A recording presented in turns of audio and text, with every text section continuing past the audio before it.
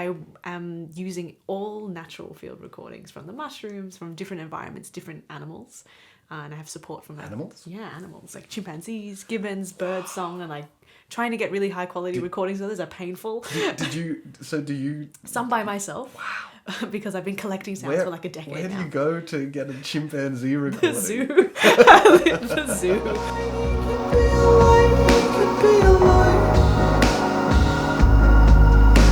If this were all just one city, it'll be alright. You could be a light, you could be a light, you could be a light. If this were all just one city, it'll be alright. Welcome, Vicky Pham, to the Baroque podcast. Thank you for having me. Yeah. I'm really excited. You're welcome. Me too. Yeah. From what I know about Vicky is she's an installation artist Yep. in general, and also working in science, or a crossover between art and science. Is that right? Yeah. That's about all I got. And you're an Aussie living in Paris, I which am is another Aussie. unusual. Yes. Although less unusual now that we've like all somehow found each other in this space. Yeah. To be honest with you, your wrap up of what I do is actually like precise and concise, because I feel like if I go on a spiel it'll be too long. But It can't be. Well, Can't be we want to talk for like around an hour. That's a good point. So So let me fill up this space now. So Toby's right. I am an installation artist within that like sphere of work, because it's a really weird and loose term. Installation artist could kind of mean working with anything. But the best part is it's kind of multimedia. So at the center of my practice is I look at, use and research sound, and then I kind of build everything around that. So sound is like the first starting point of the work. Researching it, thinking about how to use it, and that can come from anything from my classical music training and composition to sound engineering and kind of weird sound technologies. So I didn't even mention that you're a musician, so that's a Surprise. good bit to involve. Yeah, please go on. But it kind of seems auxiliary now because the art has taken over. Because through the sound, I think what most people see or encounter is like the physical nature of installation art. So they'll see like projection mapping or the sculptures that accompany or inhabit the sound in a way. So then people will probably remember the visual work more than the sound, even though it's a central component of the work. Yeah, that's pretty much what I do. Very I cool. use sound to do other things that are physical manifestations of sound. What sort of things? What is like a Vicky Pham installation look like? Is there a look? Is there a material that you use a lot or something? Let's see if there's a look. I know what I like working with in terms of material. So I extract a lot of sound from natural sources. So either that's like taking field recordings from outside environments or working closely with like individual living organisms. So right now I'm working a lot with mushrooms and I'm working a lot with bacteria. So cool. So that is both, I can extract sound from them using close miking and then manipulating them through software. And I can also grow materials out of these objects. So it ends up being this like weird symbiotic relationship between the material that's used to make the physical sculptural component and the sonic element that lives inside these pieces. That's wild. How do you get sounds out of mushrooms? Lots of close miking. And also there's this really cool guy on Instagram who I think is just called the Mushroom Music Maker.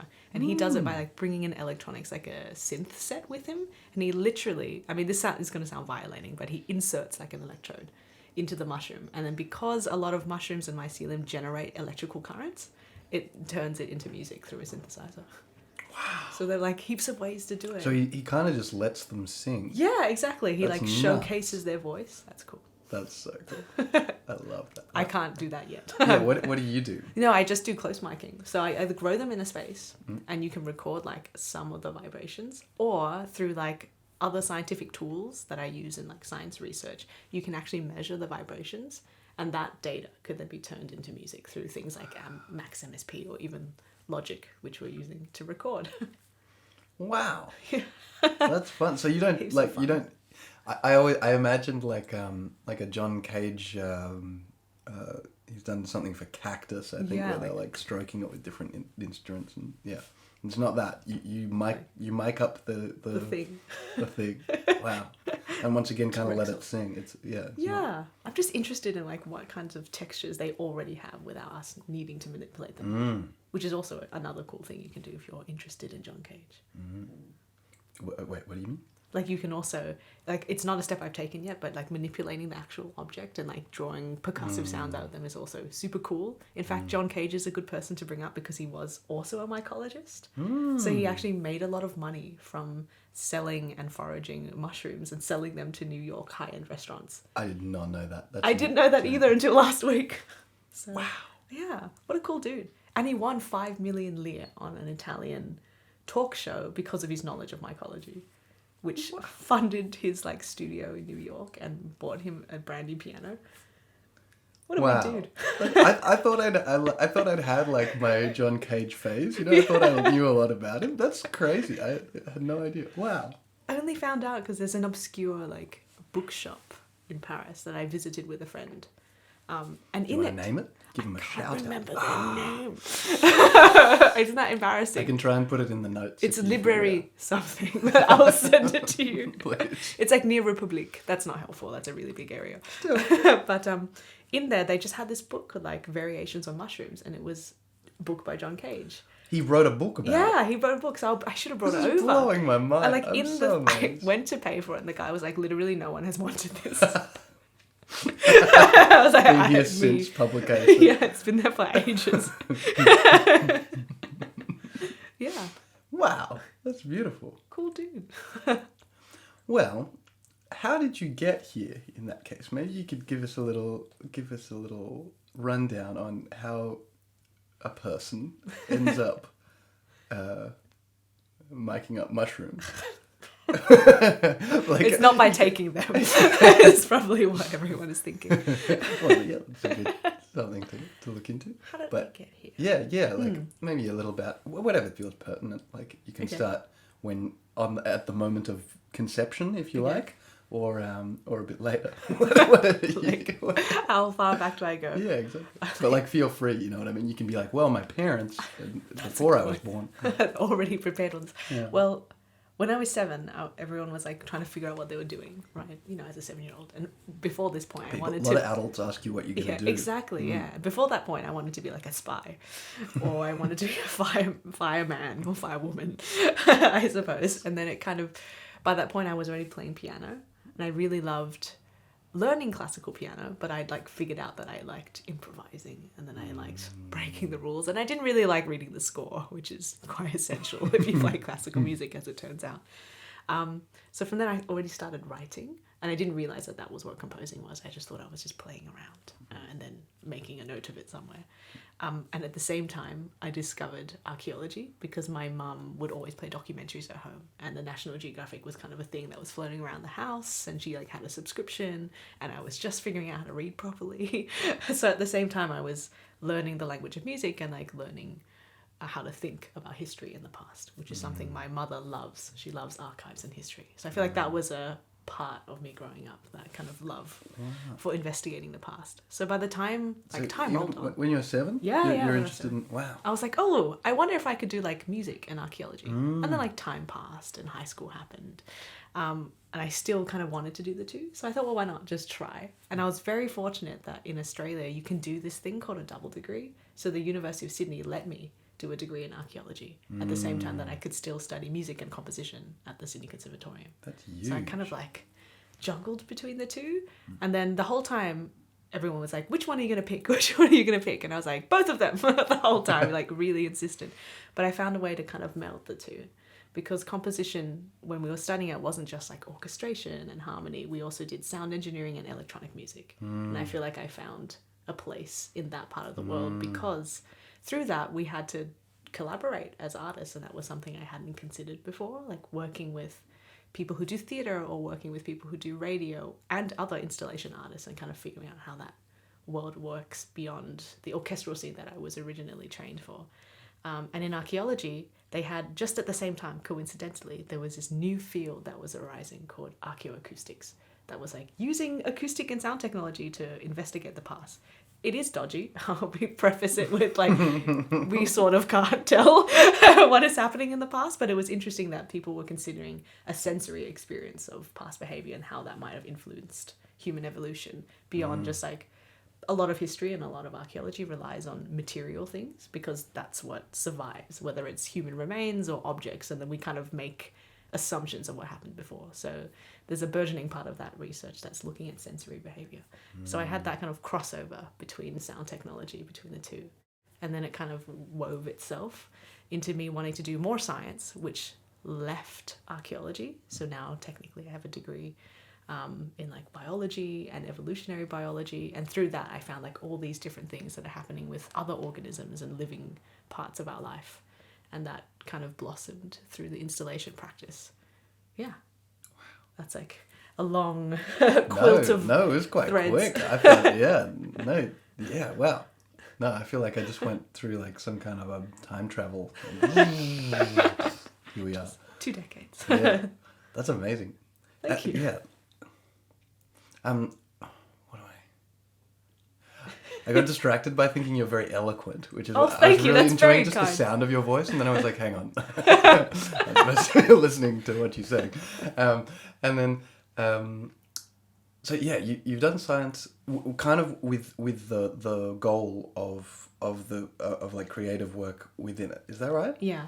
And so like where does what's your relationship with like research science? Like, well, yeah, where does that live in your life? So at the moment, it's quite dominating, but that's only because I'm completing my PhD at the moment, which is science-based, and it's in biological anthropology, which is a title that actually doesn't mean too much because it's too different. Anyways, so it's about it should just be the like human evolution and everything to do with human evolution, but academia likes very cool names, so they shoved biology and anthropology together. So that's taken over my life predominantly. But when I'm making work or when I'm approaching new work, I always do research first. So, I'm trying to think of a recent example. So last year, I did a collaborative installation with a friend of mine who's an architect, Joel Spring, and the work was called Terra, Memory and Soil. And at that time, we wanted to unpack kind of the underlying colonial relationships that we had with the land. And Joel is a First Nations Wurundjeri man. So what we wanted to do for this installation piece was look at soil and actually like really unpack what soil means. And by that, we were looking at gardening practices in Europe and gardening practices in Australia. So Indigenous and First Nations practices and their relationship with their land. And realizing that those two are completely at odds just because the climate and the soil is different. So the way that we manage land management and the environment in Australia are really based off these European models of how we manage it over here on this side of the hemisphere, which works perfectly fine for this climate. But if we impose that on the Australian environment and everything related to that ecology, it kind of disrupts the flow of things. Right, which we do. Which we do, yeah, exactly. That's how which we unfortunately found out in 2019 that doesn't work well when we were trying to manage the land for fire. Right. Yeah. Okay. Yeah. So, because for example, in that installation, which was in the end visually like, it seemed to have nothing to do with that, even though those were the questions that it was bringing up or provoking. We can't, or at least me, I can't seem to do work without like that huge amount of research sustaining it. I feel like I need to ask all these questions to see if also conceptually, am I visually or sonically addressing these things thoroughly? Am I making space to actually interrogate my own practices, especially if we're asking questions about what it means to be Indigenous, land, country, and identity, and things like that. So for me, the science kind of bleeds into all aspects of the creative practice because I feel like I need to ask those questions. Probably also like weirdly neurotic that I'm like, I must seek all these answers. I don't know. I think it makes sense that like the comparison pops into my head for me where I like to be quite rigorous in editing lyrics. And they're like, most of my lyrics are about like philosophical stuff. They're not normally touching on like on physical world, material world issues, but it's kind of the same deal in that if I've created something, I want it to fit well. I don't want to be bothered later by how there were discrepancies between what I was expressing, whatever, and the world, or in my case, sometimes it's like, I don't know, who I am or what philosophical tenets I hold or whatever. So I think it just makes sense. It's gonna bug you if you mess it up. True. If you like have falsehoods or things that don't sit right. Wow. wanna So get how around. do you approach, like, sorry if I'm now No, asking no, you the no, you're question. welcome to. How do you approach writing lyrics? Because I find that like amazing. Anyone who can write words for music. Wow. Yeah. I mean, sorry, I always imagined you had, because you'd done a bunch of You've done composition. works, but I feel like I'm setting other people's text, Oh, and even okay. then I find that a challenge for some reason. It is a weird. I Yeah. found it quite challenging. It feels saying kind other of people's rigid in a words. way. So I want to know, like, do you feel like it flows? Having both, having control over both things, the words and the music. Definitely. Yeah. So, yeah, for me, I think I grew up quite early with my parents complaining about how certain texts had been set badly in choral music because they were choir nerds. And so the way I write words is I try and hear the music in them. Like I'll start most songs with words, and then I'll hear. I'm just noticing I told this same kind of anecdote in my last podcast, but it was in French, so it's fine. Okay. I can Now it's I can translated. double up. But I can say, we've got I can say we've got Yeah. two notes and we've Okay. got some kind of a lyric, some kind of a rhythm to them already, and so I'll usually try and use the natural rhythm and pitch roughly of words that I've written. So if I write, Cool. I can say then there's my hook. I can say I can say that's cool. yeah. And it has like its own like contour. Yeah. So that's how I keep it natty to bring a different tone to this podcast. That's the title of the episode. Yeah. Keeping it natty with Yeah. Vicky Pham. We could talk about fitness later if you like. Sure. Yeah. Yeah, but that's how I kind of unify them, I think, which I don't think is very common. But that's how I like to, and like, it's not the only way I write words, but that's kind of, I've forgotten what the actual question is. Yeah, I was just wondering how they flow together because I've never been good at it, so I'm always fascinated to hear someone else talk about how they write songs.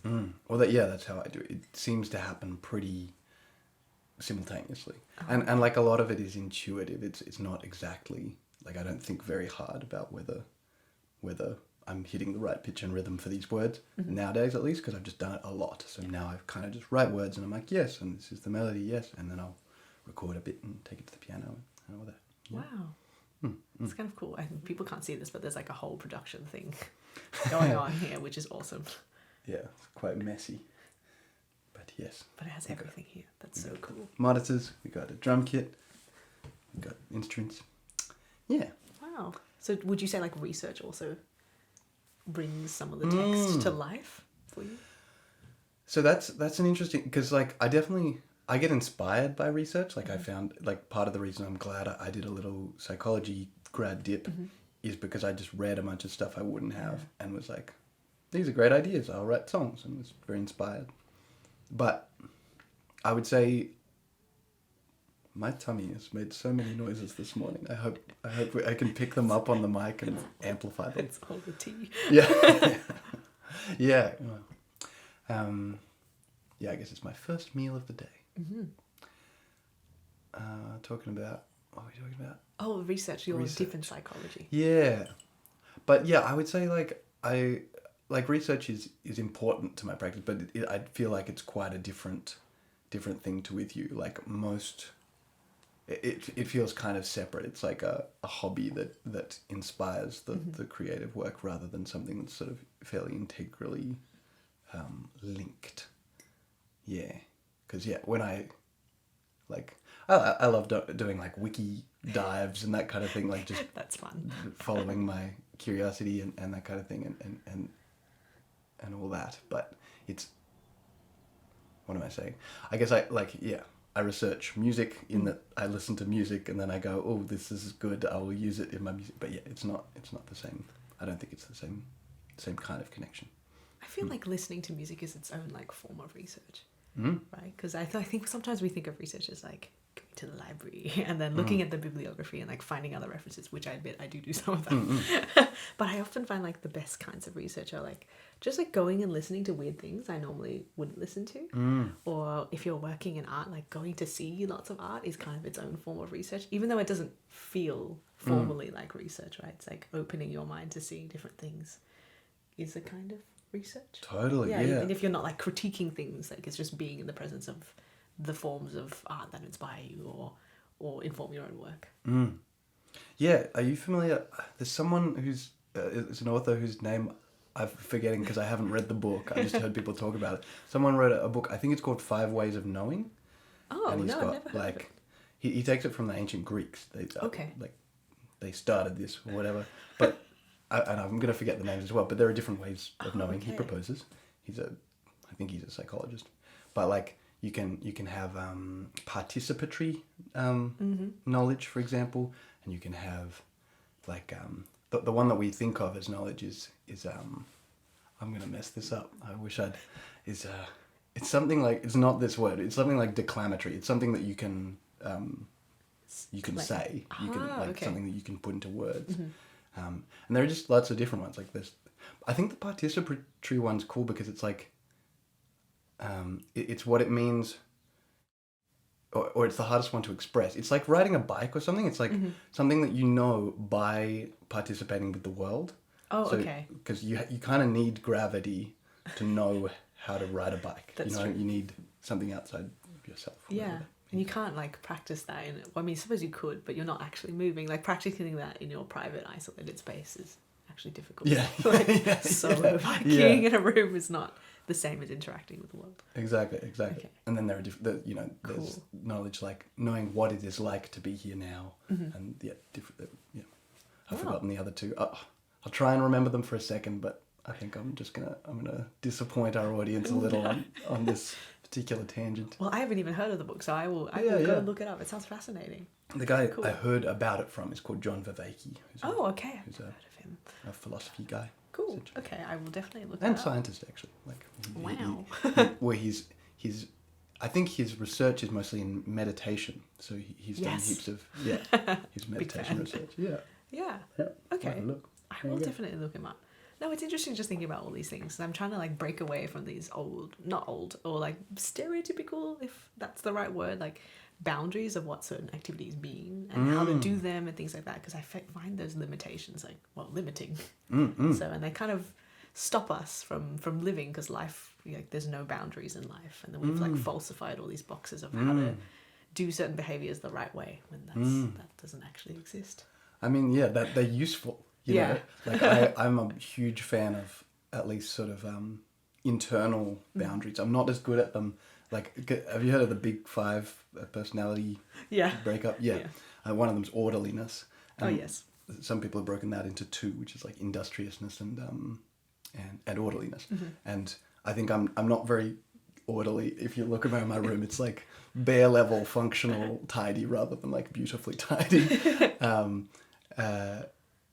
And where was I going with this? But yeah, it saves a lot of space having categories in your head. You're like, okay, that is in that category. I can forget about it. That's obviously the use of it. But yeah, at the same time, when you started talking about that, or even talking about how you think of research, I was thinking about Darwin and other sort of early biologists or scientists, like ethologists. Was that a word that described some of the early people who just like they wandered around and explored and observed and developed hypotheses and then tested them, which is still like what most scientists are doing in essence. But we forget, I think, how like open that experience was. And also, I mean, like the acquisition of knowledge was like they were trying to figure out how to do that back then. And now we've got a system. But we still don't. I still don't know what we're doing. Like, like how do you come up with a hypothesis? Like exactly. There are incremental ones, but even when you come up with an incremental one, like when we've got like established, like we know how humans see or something, or like that's a bad one because it's so big, but we know what chemicals make up a particular soil. Maybe that's a fairly strictly and so we're like, well, then maybe we can figure out this next soil. But the way you figure the next one out still requires, I think, like little leaps of inspiration. You have to say, well, it might be this other chemical. It might be hydrogen. I don't know chemicals. So I think it's like so much of it comes from, it's funny when you think of science because we think of orderliness, I suppose. It comes in blocks and there's a rhythm and how we're supposed to do it, and it's super clean and objective. It's never objective because so much of it is like interpreting your results, or before you even like set the hypothesis, you're already coming from some kind of perspective. So why are you asking that question? And it can inform the way your data looks. So this is whole thing of theory of science anyways, which is why there are like thousands of publications of science every day that are all kind of slightly at odds with each other. So yeah, it's an interesting thing. It's like there's a philosophical element to doing science which doesn't get talked about too much as well. Like asking the right question and what the right question means and how you ask the question is going to inform the result. And also like what kind of statistical analysis you're going to run on the result might skew it slightly, but just enough for you to prove the thing that you need. And it gets real dicey once it gets into like social sciences and stuff. Yes, exactly. I think I don't know. I think there's room for error everywhere, but people love to just nudge things in the direction of what they. I think it's this. Yeah. Especially in archaeology, which is a social science, right? Because it's so much about human behavior.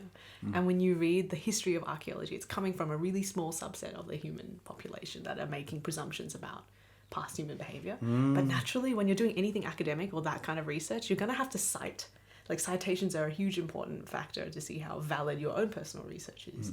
So when you start the practice of citation, eventually you cycle around the same rhythm of people that are citing, because it's got to be rooted somewhere. That knowledge in academia that has to follow this thread of citations. So even if, say, the foundation of what you're researching is already fundamentally a little bit flawed, because it has to be, because a lot of these people are writing in the 19th century and they don't know much about other cultures yet, and they're publishing, and then you're citing backwards from that route that is already inherently problematic. So it's kind of an interesting thing to think about, just citations in general.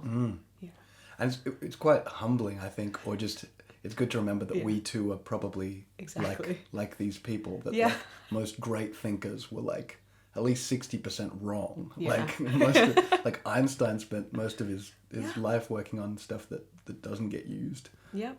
Or it has been proved definitely wrong. Right? Well, exactly. And so it should be. Or like, I find it super comforting as an artist. I'm always like, most of this is bad, that's fine. Just keep making it, feels good. Yes, no, I just think that way too. I'm like, most people don't see, which is like 98% of my output is terrible. And I think that's how it has to be. It's a bit maybe you're actually like in the field of evolution to some extent, but it's a bit like evolution in the way that different organisms' genes are throwing out different mutations or variations. And so I think creative people just kind of like embody that process. We do lots of intentional variations. mutation. Well, for me it feels semi-intentional, I would say. A lot of the time I don't know how much control, like I feel like a vessel. That's true. And then some of it survives. small. It's not really up to us. Well, in a way. I prefer. I like to think of it that way. Yeah. Because you never know how people are going to respond to your work. I mean, you can curate the intention, but it never aligns with reality. Yeah. Have you ever had any disappointments or triumphs that way? Any moments that come to mind where you were like, where people received it exactly how you hoped they would, or vice opposite? Yeah. That's a really good question. Well, I did a funny work because I kind of like a tiny touch of humor in the work, which was extending from the conversation we've just had, like kind of aligning with me questioning how we make knowledge or make cultural knowledge. So I did this mockumentary called Domestic is Venus. Domestic is Venus.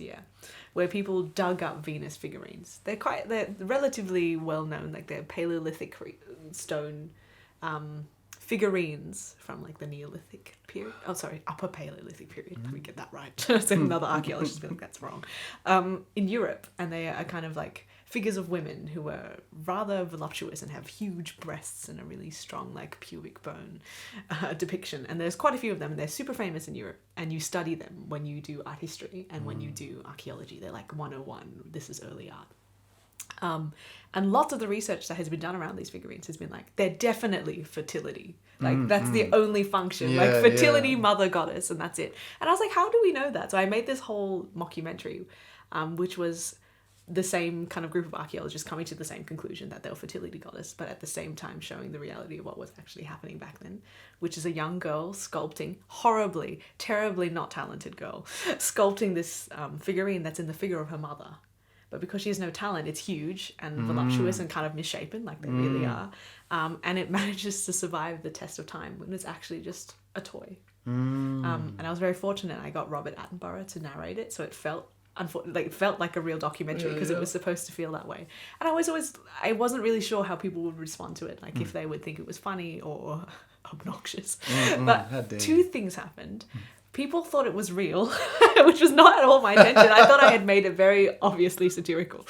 I had like emails from people going, "How did you know? Like, how did you know it was a toy?" I was like, "No, I was joking." Special sources. Yeah, It's exactly. new technology. And I had made 5 of these figurines to be displayed alongside the video in a fake museum display. It was supposed to be a trolling thing, but I had explicitly told the installation team that they weren't real, so it's fine. But still, everyone was like being super careful, like they were real artifacts. And the way we presented it, I was secretly hoping of all the reactions I wanted someone to steal it from the exhibitor. I was like, I so want someone to steal it and try and sell it, but that didn't happen. People are too respectful. Yeah. So it was a funny work, but it kind of had both a much more positive reaction than I expected, and also But a also- hilarious one. You got him. Yeah. Wow. Accidentally. I thought I was being really clear with the satire, but I wasn't.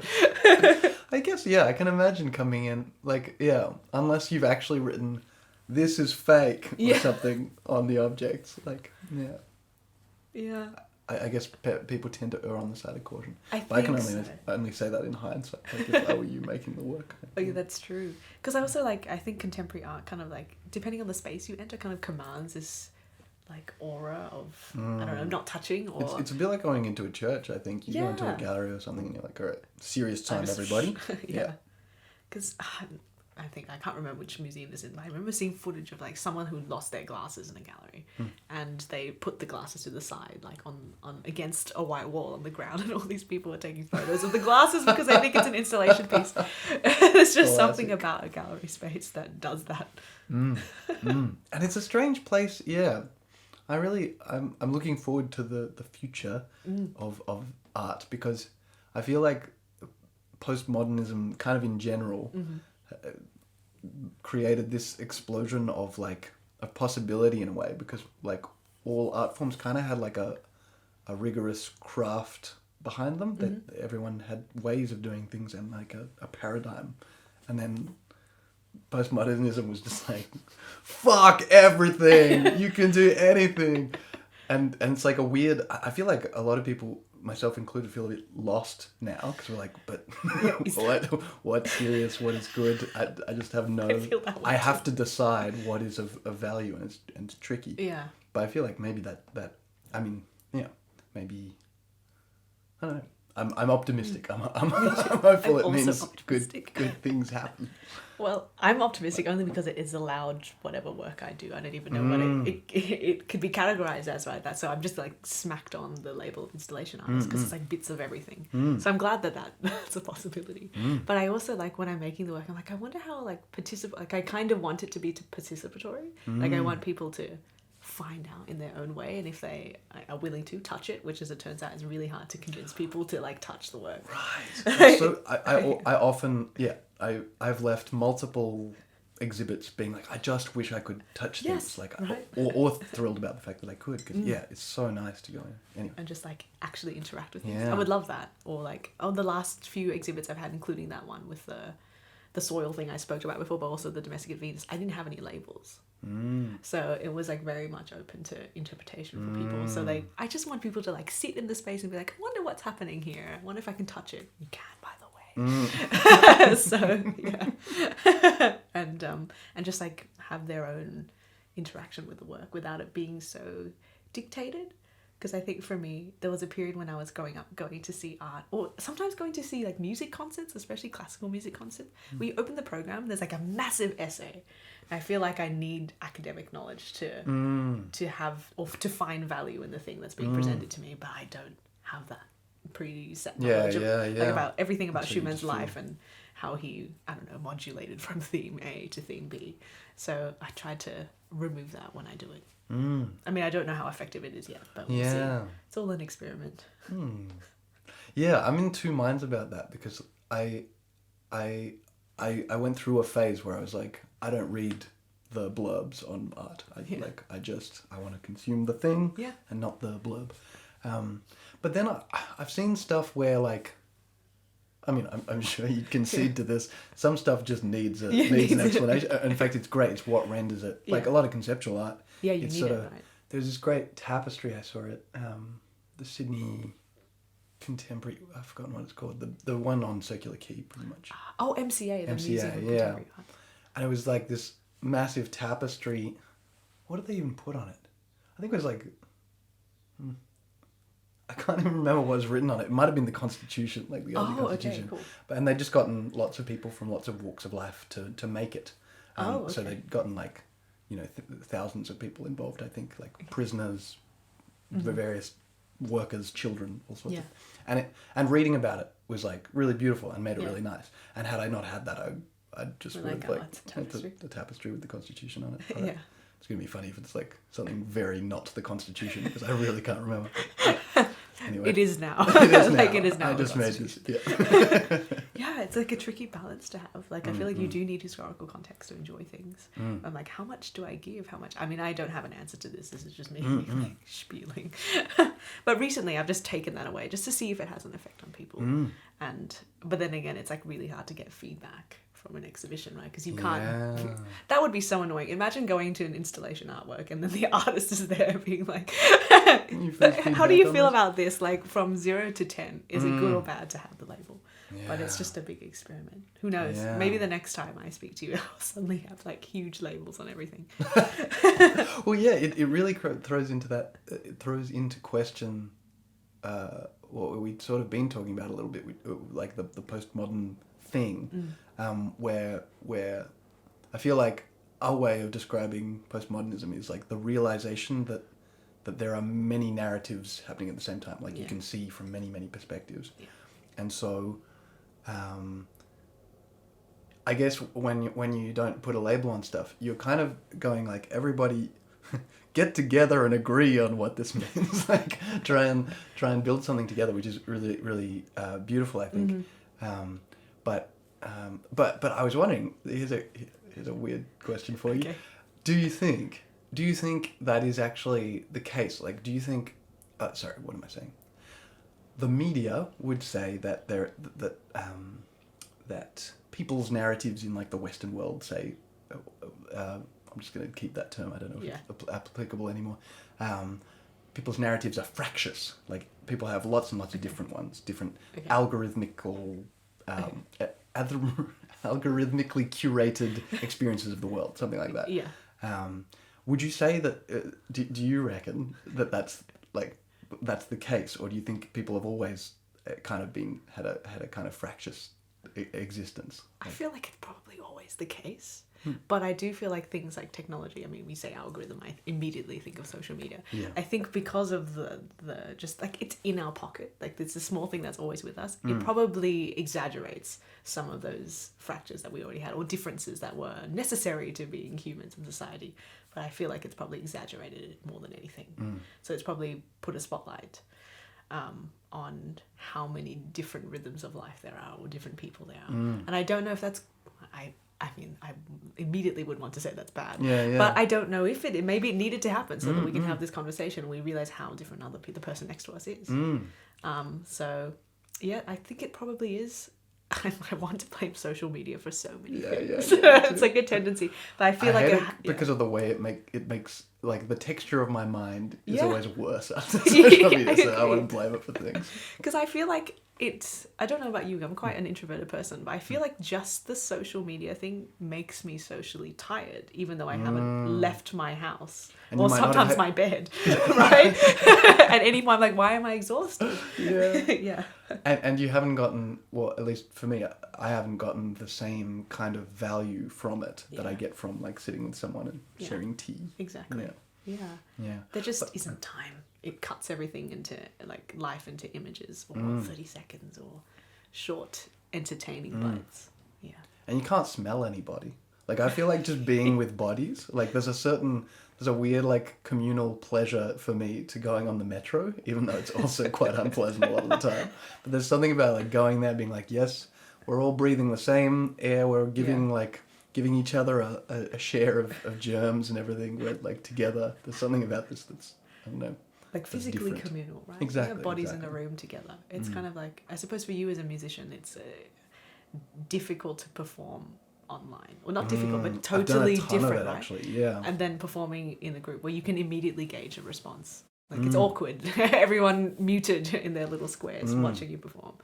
Oh, it's very odd. I did quite like it during COVID when I knew there wasn't a choice, because I could do a set like in my pajamas and go to bed. Like, I don't have to dally around talking to people. I can just leave. But that's a small consolation, I think, compared to the loss. There was something important. Oh, I think also, like, kind of obviously, like, the reason social media is so popular is it's also deeply unifying. Yeah. And people can know, like, can feel connected in a way that's like totally new, and so we're not doing a kind of isolated village thing anymore at all. It's quite the opposite. And so, like, maybe I feel like France is quite a good example of this. Maybe people can let me know, by the way, or like chime in if I get incoherent, because I think I often have thoughts and they're not beautifully sewn together. People can hear other people's opinions and then like get angry about it or whatever. Like, they can let them bump up against each other and have a dialogue, and like sometimes that dialogue's pretty unpleasant. But like, at least we can have it instead of just never even knowing that anyone thought that particular way. I mean, physically as a dialogue. Say again? You mean physically as in away from social media, this dialogue, or both? What am I saying? I'm saying social media allows us to have that experience a bit more, and France physically kind of embodies this a little bit, because we've got a lot of people from a lot of different places, and like we've got protests a lot, and people just kind of people debate, like, over dinner, right? Yeah, or at the gym. I'll often have, actually, that's true. Like, hear political discussions at the gym. And it seems to always in my experience end fairly amicably, which is really cool. I think so too. I feel like it's really healthy to have that physical discussion. It's just harder online, just because you can't see someone or have like interaction with their body language. It's just difficult. And it's perhaps easier to fall into a really toxic kind of angry, ranty space. Yeah, people say things online they would never say to a human. Yeah, you would never say that to person. someone. Yeah, exactly. So maybe we can find a balance between both. I don't know how we will. But I'm hopeful, despite AI becoming a joyful new thing. Newish thing. Yeah. AI is both terrifying, but hopefully it'll be good. I mean, I don't know. My brain's gone a lot of places. Before I forget, actually, this is off like something you said ages ago, but just because you're in the world of archaeology, I wonder if you heard of Graham Hancock. Yeah. You know that guy? Yeah. The noise not I a made. Fan? He's not a fan of archaeologists. No, he's not. Which is also like kind of right. Yeah. Which is also, we're not fans of each other, but that's also fine. I feel like archaeology is a relatively new discipline, actually. So it became really popular, or maybe more solidified as an actual academic thing in the mid 20th century. It might be a bit like mid to early 19th century, the 20th century, sorry. Somewhere in that period. So it is open to a huge amount of flaws because it's so young. So we made if there are a lot of like research errors early on in the methodology, we're still like trying to patch them up. So I feel like I'm actually quite happy if there's any critique. Cool. Yeah. Cool, because I found... Because I'm critical of it. That's part of why I thought maybe you'd like him. I don't know much about him. I watched a podcast recently and I thought he's well spoken. Yes, he's a very good speaker.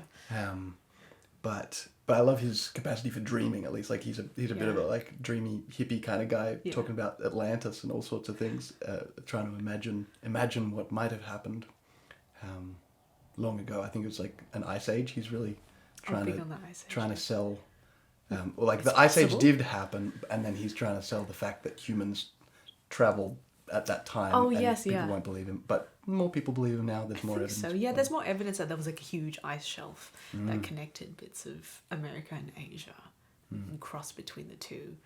I think the theory is that we're following our food source, so large mammoths across these plains, and then as a result immigrated. Yeah, because I think they found. I think this isn't contested, but feel free to I might not check know. me. Well, he's quite clear in this interview. He's quite clear about what's like conjecture and what's evidence. Yeah. But he'll say these things. Okay. But I have no way of knowing if he's like actually voicing the consensus of other people. He said that they've relatively recently, I think it was in the 70s, they actually found it. They found DNA of a human, which looks like sort of Australasian DNA in South America. Or in the Amazon. I didn't know that. Yeah, Okay. and it dates from a really long time ago. That's amazing. I mean, as I said, I can't verify. He could have made this up completely. That's so cool. I will look that up. I had no idea. Yeah, but that's why he's an exciting guy. I think That is he's like a super cool. researcher who's looking at anomalies, at things that we can't yet explain. And The thing I like is I feel like I'm so glad that someone's focusing on that, because you know how we were talking about categories before? When we like expand and look at how categories and taxonomies are used in biology and archaeology, I feel like the limitation is bigger when we apply those categories into human behavior, because we do not adhere. Like, life is chaotic. And then like, archaeologists like to look at the past and be like, all right, it fits into this box, but that's not possible. So there are actually lots of anomalies that maybe we should consider and realize like how diverse and full of variations human life and human experiences are, and that's not just today, and that's something that's been going on for millennium. So for example, when you enter, I hope this has changed now, but when I entered archaeology, the first kind of thing you're taught in archaeology 101 is that there are like different stages of human living. So it starts from being like hunter-gatherers as a first thing, and then you kind of make like little villages, and then that will turn into a city-state, and then it will turn into a metropolis, and then you have this perception of human behavior and time as totally linear. Like linear it's like totally progression. Yeah. But that's absolutely not the case, because there are still people now that there are people who fit in between categories, and we don't really have that as a thing, and they're not just small anomalies. So I like that this is like fracturing this perception, and then that Hancock is looking at anomalies is super important. Yeah. Yeah. Like, he's not an archaeologist. He's a writer, I think.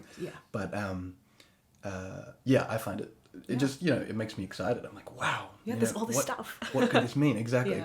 And he's, like his conjecture, which is, it's what gives me goosebumps. It's like, he reckons there were advanced civilizations at one point long ago that were wiped out. It's essentially the story of Atlantis. The ice age or something came. Some issue with a comet or something. There was an impact. Cool. And then some land got put underwater that should have not been. Well, that contained the advanced people, and so he reckons there were advanced people living simultaneously with hunter-gatherer folk in the Amazon, because there's some evidence there were like huge cities. Structures, there's huge structures there. Yeah. And that's so so that's cool. his theory. Which like I will look it up. Again, I've never heard of it. It's so cool. You can suss it, and even if it's totally bonkers, it's like it's so exciting. It's inspiring, and maybe like sort of real work can come out of it. Like archaeologists can go, what if, and get excited instead of being like, we know everything. We're just dusting off another. Exactly. But like in terms of like advanced civilizations, Angkor Wat, which is in Cambodia, is super advanced as a city. It's massive as a city, and they had their own water reservoirs and ways of managing agriculture. And I always find like asking an archaeologist about how we should run our future cities is a bad idea, because we only study civilizations that have fallen apart. Yeah. Which is all of them. Like, which is literally all of them. Yeah, exactly. So, and that's a huge city, and it fell apart because of climate change. So I always feel like that's a useful thing to think about. The only thing that disrupted that city's natural flow and daily living and its structure and its population was the huge impact of climate change during that period. Just like too much drought, and then way too much water, which flooded the city like over and over again. That'll do it. Yeah, it will do it, guess. won't it? They weren't prepared for that much rain, I think. Wow. Yeah, that's so interesting. Wow. Yeah. Yeah. Sorry, just glancing at I want to make sure everything's still running. It should be. It should be. I have, I have some scars on my heart from times where, I also have. Where I filmed a whole video thing and didn't turn the microphone on. Yeah. So I just have 40 minutes of me in 4K, like talking excessively at this thing. That's a bad. Still haven't recovered from that. Yeah, I think there are maybe multiple podcasts online which sound very poor for this exact reason. Yeah. Yes. Well, I want to know more about your work. Oh. Yeah, like how do you, this is a huge question, how do you make a record? It's a really good question. And I still haven't figured it out, for sure. It's something I'm going to talk intuitively, which is not going to directly answer the question. I think I'm naturally quite arrogant, and so I really struggle to take, or maybe I'm just sensitive, and that sort of, anyway. I struggle to take on criticism, and so despite probably having received plenty of great advice, I've persevered doing all sorts of really dumb things.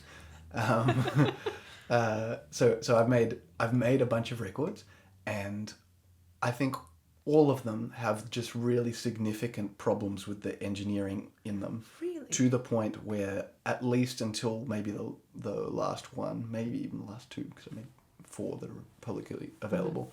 But the first 2 are quite hard to listen to in most contexts, just on like an engineering level. Like if you tried to listen, maybe you can manage one listen back to back, but if you tried to listen to them in headphones twice, you would have like really tired ears or just be annoyed at me. Like you just, yeah.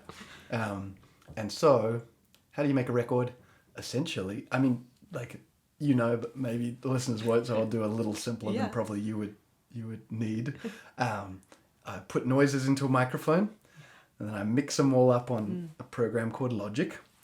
And then this is, well, actually, no, the source is the first problem. I used to use bad microphones, and, I used to use it's not a bad, it's a great microphone, an SM57 or 58, these Shure microphones that are like indestructible and work, but that they don't produce the best quality for vocals and that kind of thing. I didn't know that. So they're good for live as opposed to recording? They're good for all sorts of things. I mean, I know a piano strong. player who I love who says they are the best for recording his piano. Oh, okay. He puts 2 SM57s in, and he says he used to use better ones, and these are the best. Yeah. So I think it depends what you're doing. Okay. But for my singing, at least, plus my particular, there are other issues. What I'm trying to say is source material is very important. So when you record into a microphone, try and do it well. Yeah. Because what I did is I did it with my laptop overheating on most of them. Oh, I see. And so you've got this ambient hiss, which is not very pleasant. And then I didn't know how to treat it as well. I didn't really know. I still know minimal stuff about compression and about EQ and stuff. I've been trying to learn, but I'm not very good at. I think I might not be very gifted when it comes to listening. I'm kind of trying to relearn. There's a program called Sound Gym. Don't know if you've heard of this. Cool, I've never heard of it. Yeah, if you want to up your skills, I got recommended it by 2 musicians who I admire a lot in terms of engineering, and they said do that. Okay. And there's a free version online, and then you pay to get like the full thing, but they give you lots of exercises where they show you a filtered sound. They're like, we've boosted a certain frequency, pick what frequency that is, and you try and you get it wrong, and slowly you get better. Cool. And that I'm really excited about, because I noticed as soon as I started doing that, despite having made 4 records, I'm hopeless at hearing that. I'm so bad. And so that explains, I think, why so far I've struggled with that. But you put stuff in, you put sounds in. I use like electric instruments a lot, so I'll play my keyboard directly. You can just plug a jack into my little box, and then you get sound, and then you mix it, I produce it, so maybe you add extra effects, which I want to hear about. You were making an album recently. I want to hear about that in a sec. And then like at least theoretically in the business, there's like recording, and then there's production, which is like adding elements, arranging, that kind of thing. And then there's mixing, which is actually engineering the thing so it all sounds balanced. You generally try and hear everything, although I have some issues with that. Like sometimes you want to hide things but feel them or something like that. You don't necessarily exactly want to hear them. And then you master it, I guess, which is like making it loud and shiny. That's a really good explanation of what mastering is. And more balanced. You'll even out any general. So mastering, you export all the multiple sounds, like multiple tracks you had into one track, usually at least, and then you manipulate that one piece of sound that you've got, and then you can put it on Spotify or whatever. And a lot of like, I think even Spotify might do this, but SoundCloud definitely like offers mastering. You can upload a mixed track, and they have like an AI system that'll just make it a bit louder and shiny and balance it. I don't think it's great. Okay. I mean, I've got multiple. My songs Blush and Burger Bun Mobile Broom were both mastered with AI. Cool. Not the SoundCloud one, but a different one called Lander, where you just stick it in and it does its thing in like 5 minutes, and then it's like, awesome. Here's your finished track. And it works. It's definitely, I got my last album actually mastered by like a good mastering engineer who cost money, and that was totally different. Like the quality is much higher as one would expect, I think. I don't know, AI is getting pretty good, but not quite. Not quite the same as you not would quite there yet. Yeah, exactly. Yes. And so that's how I make a record. I mean, that's so interesting though, because I like what you're saying, because I know we've spoken a lot about like research and process and like the creative process and things like that, but at the end of the day, when no matter what you're doing in art, we're like kind of framed by technology, all the technologies we're using, or like the logistical elements of actually producing the thing.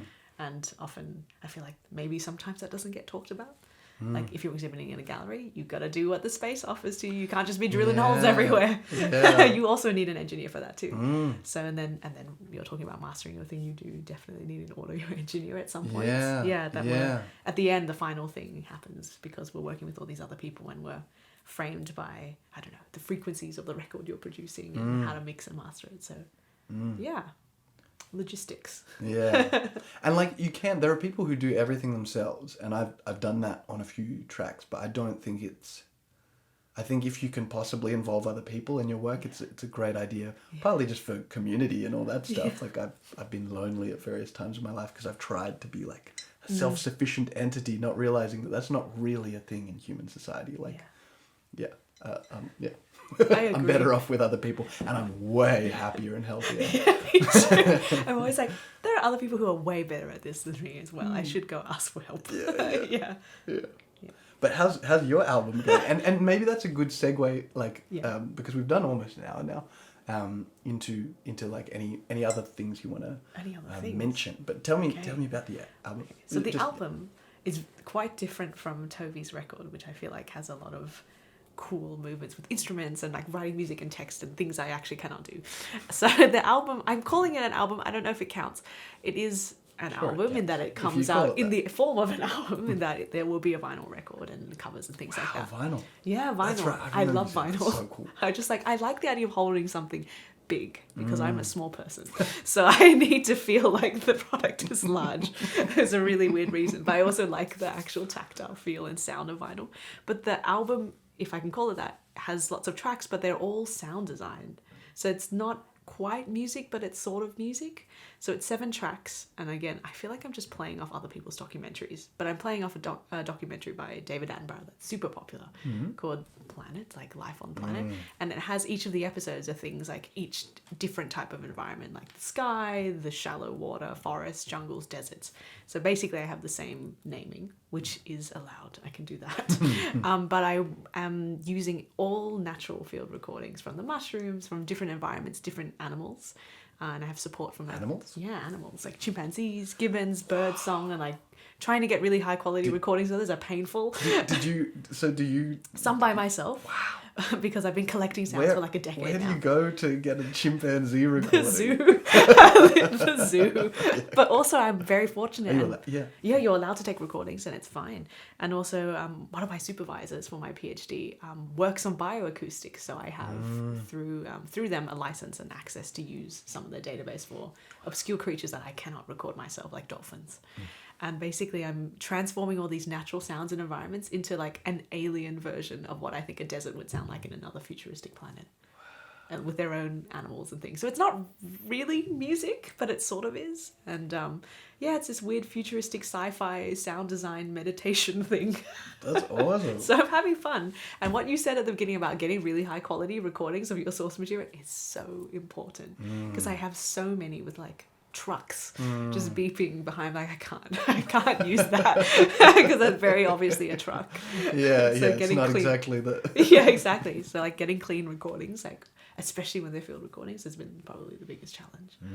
Yeah, so that's happening. That's huge. Yeah, when does it... Is there a time that it comes out? Is there a date? It'll be a whole year from here actually, so I have ages to produce it. Thank God. Huge. It'll be end of April next year.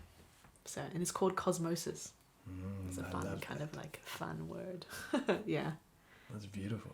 Yeah, we're getting there. It's been good for me because I've been getting to literally force myself to listen more deeply to my environment and the objects and the living things I'm working with, and I've been meditating more. So it's kind of it's weird making this work that's been really challenging has like made my life better because I've just had to find a way to live alongside and with the work that I'm producing. Yeah. That's huge. That's what you want, I think. I think so. I think that's what I want.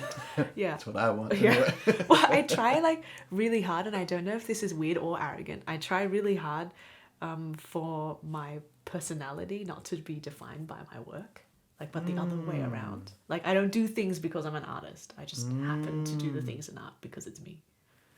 But That's nice. That's definitely not the way I see myself, but I like it. I don't know if it's I working just, for me. yeah. We'll see. I mean, it seems to me. I don't know. Yeah. Yeah. You seem... you seem like a balanced and healthy person from the outside. Thank you. Only you Thank can you. assist. So do you. Oh, If thanks. you think deeply It's about all your lie. work. So, yeah. Yeah, you've been asking great questions. Oh, You've really thanks. got me to This think, has been you know. fun. Yeah, it's been heaps of It's been fun. a good one. Yeah. To do another one sometime. Yeah, of course. Anytime. Great. Well, yeah. Any last like dates or any things you want to alert the public to? The public's about between 14 and 20 people usually, but I love you dearly. I feel like they're probably the same people, so love you all. Thank you for being so dedicated to listen to this whole thing if you've gotten this far. Let me think. What do I have? I do... This is a very sad... I do have things coming up, but they're all embargoed, so I literally cannot say anything. But I do Wow, have that's things pretty happening at the end of this year in Sydney and then in Melbourne next year. But, the only thing I can say is I'm developing an opera with this experimental opera, which is about mushrooms. I sound like like a mad You're the person. mushroom Yeah, girl. like them. And everyone... And you've never done magic Yeah, mushrooms? exactly. I've never That's- done magic mushrooms. I've Maybe got to you'll get on have that. to one day. Does I that do. interest you?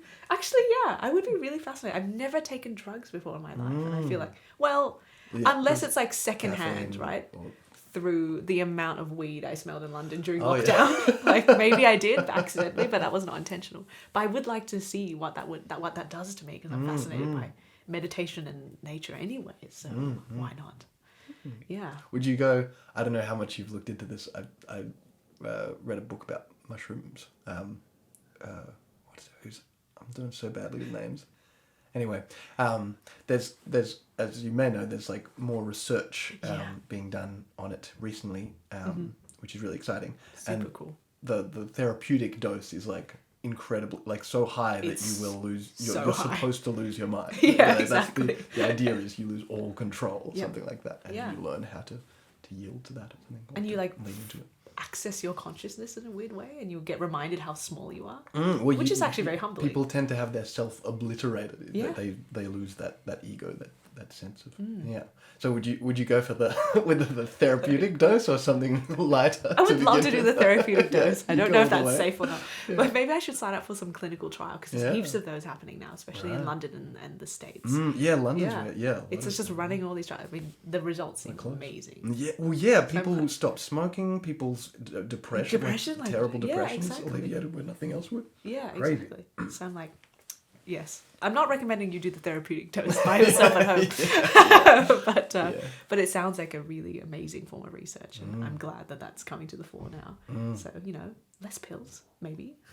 Yeah. Well, yeah. If you get a one-off treatment, that sounds Yeah. pretty cool. Or just, instead of a daily dosage of something that's affecting your, rhythms. Exactly. Like this will affect your rhythms, but only for a But just 12 hours. Yeah. That's actually really long, isn't it? Well, there are reasons actually. Actually, I think it's 6 for Okay, mushrooms. good. 12 is LSD and that kind of thing. But what was I going to say? I'm a bit scared of it. I think you're actually you're a synesthete, right? And Yeah. you're quite. I don't know if that's actually the right noun, but I like I think it. that is the word. Yeah, synesthete. But you seem like a fairly sensitive person as well. Like, Yeah. And so there are reasons to be a bit more afraid than someone Yeah. a bit more like hardy would be.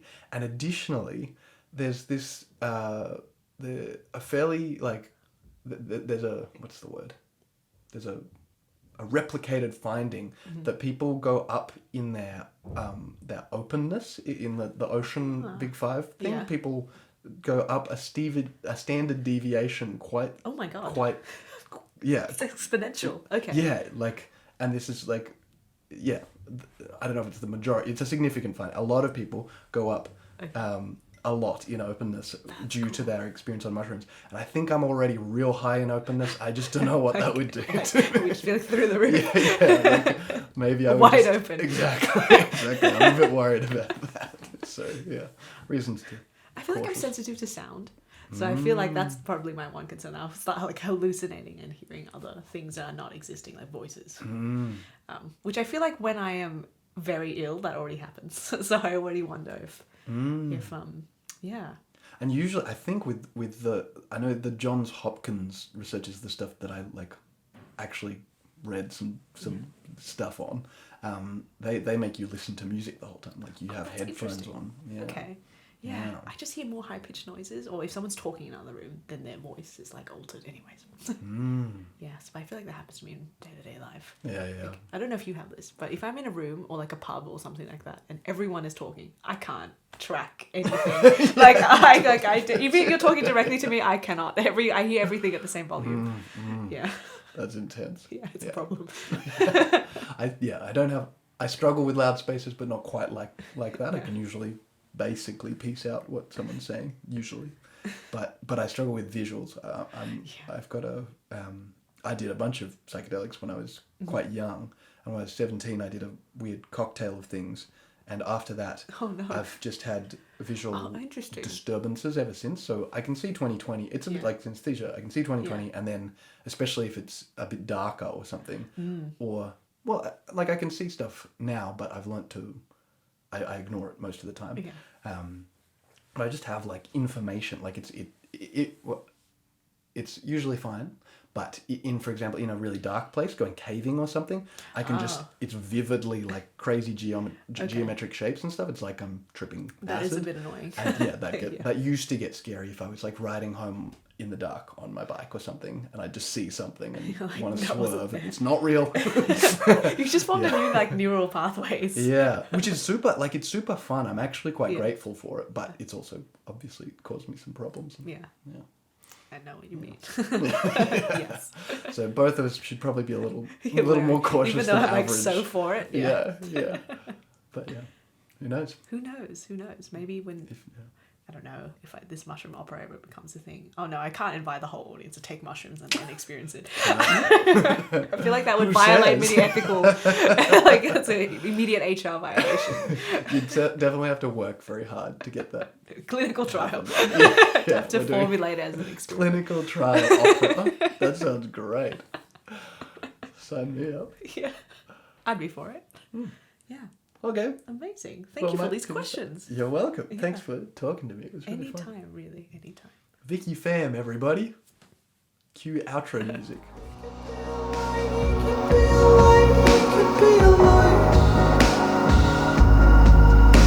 If this were all just one city.